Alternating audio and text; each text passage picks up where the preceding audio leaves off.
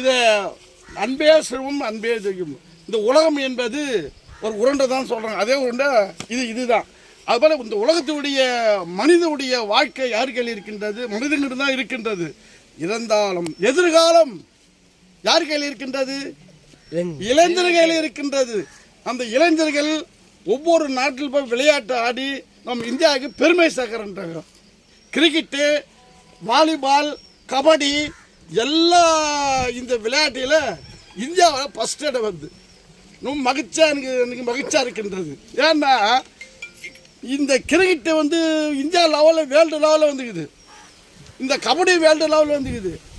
எல்லாமே வந்துக்குது. அப்படியே அந்த இந்தியா வாலிபர்கள் மேலே மேலே வளரணும். அரசு அவங்களுக்கு ஒத்துழைப்பு கொடுக்கணும்.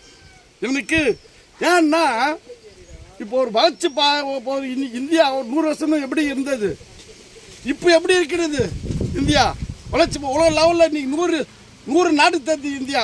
100 நாட்டுக்கு தருது இந்தியா. அப்படின்னா இந்தியாவில் இருக்கிற வாலிபர்கள், இளைஞர்கள் உங்களுடைய மனசு பரிசுத்தமாக வளர்ச்சி பாதியில் போகிறாங்க. அப்போ இந்தியா வந்து நீ உலக லெவலில் தருன்னா இளைஞர்கள் இருக்கின்றது.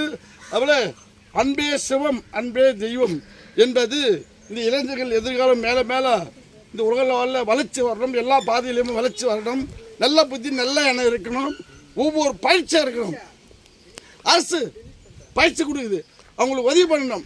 முடிஞ்சு போச்சப்பா. அன்பே சிவம்.